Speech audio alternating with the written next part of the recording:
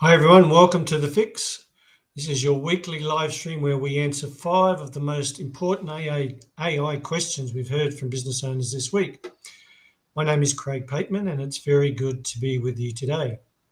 Here we have no fluff, no generic tips. We just want to give you just direct, clear answers to help you make smarter decisions, save time, and actually get results with AI in your business. Whether you're just starting or already experimenting, this is where we reset the conversation and get practical. Sorry for the tongue tie there.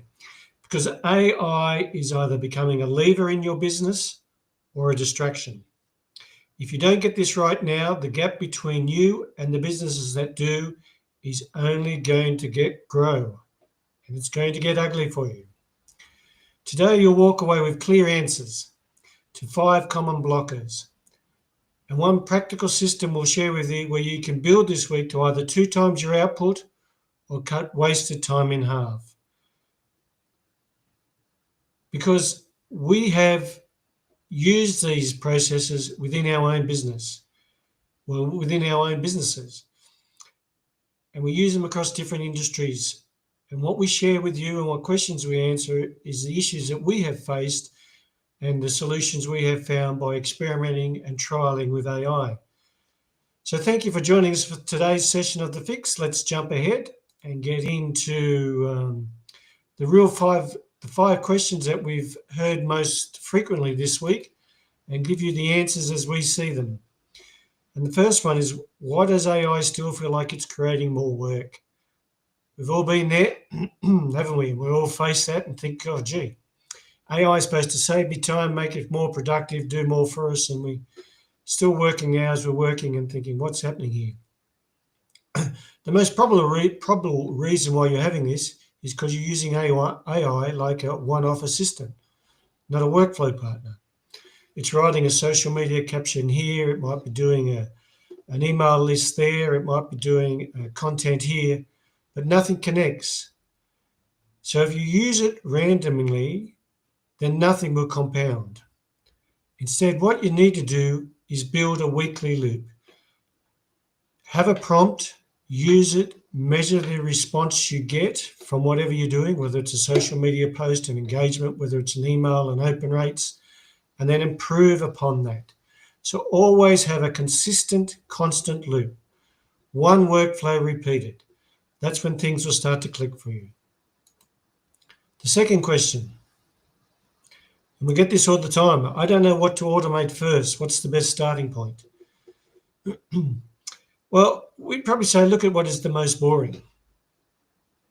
Not with what's the hardest, but the most boring. What is one of those tasks you have you never look forward to? In fact, you might keep putting it off because it's just boring. Well, that could be responses to certain emails. It could be your lead magnet. It might be a weekly blog post you do that's a newsletter. It might be reminder emails. So just look at one that you're doing that's boring.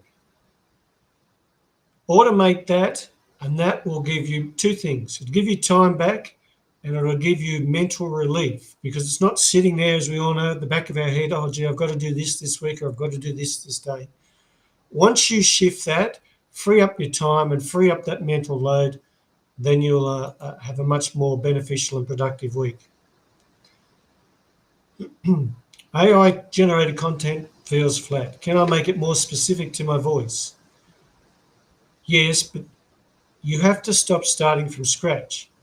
And what we mean by that is if you just open to your favorite LLM, and whether that's Claude or ChatGPT, and you just start like it's new. But if you give, and say like write a content or a blog post, 1,500 words, 2,000 words on this topic. If you're just giving that to your AI tool of choice, then you're just going to get generic responses.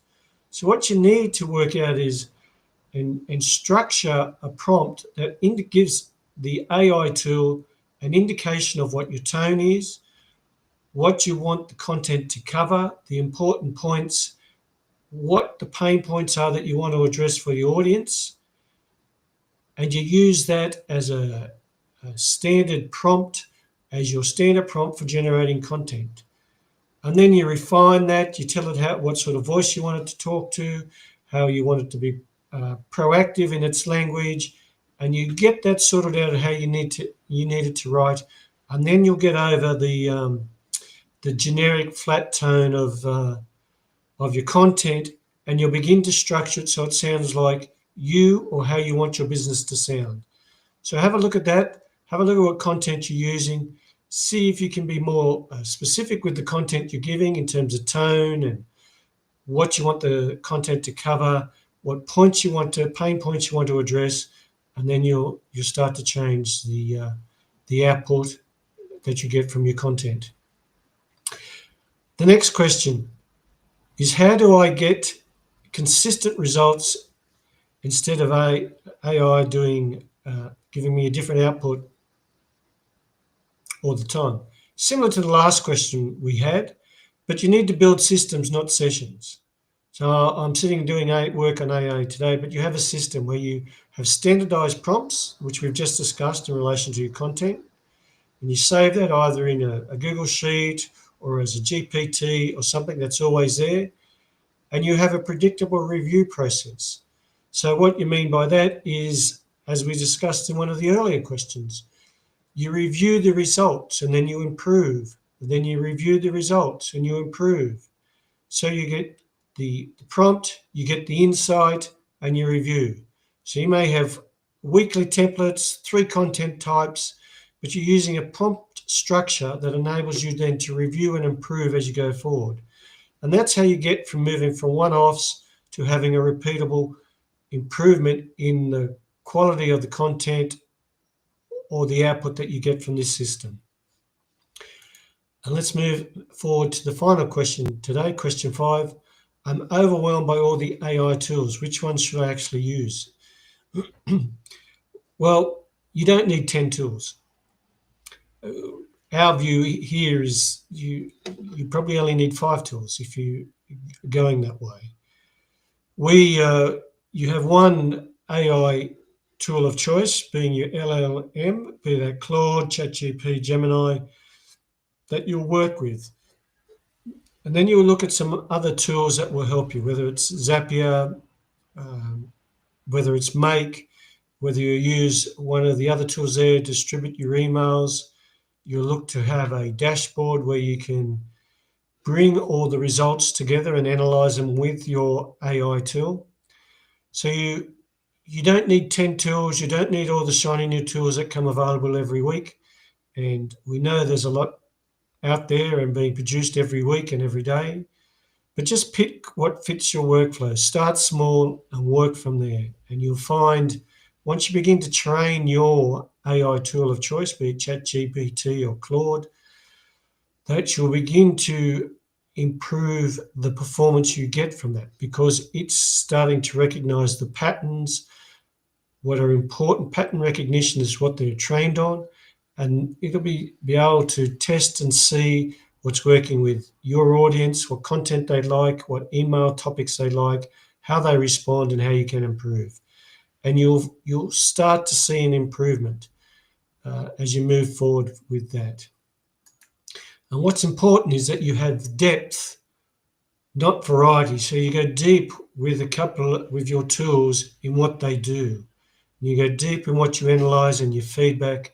And that's much, much better if you just focus on 1 or 2 or 3 things and you go deep on them, you get them right, than having 5, 6, 7, 8, 9, 10 things, and you're having a variety, but you're getting no depth in what you can do. And you'll find that's much better. So that's us for this week. I hope you've enjoyed this episode of The Fix. It's been our pleasure to bring it to you. Just wanted to share one more thing before we close off for today.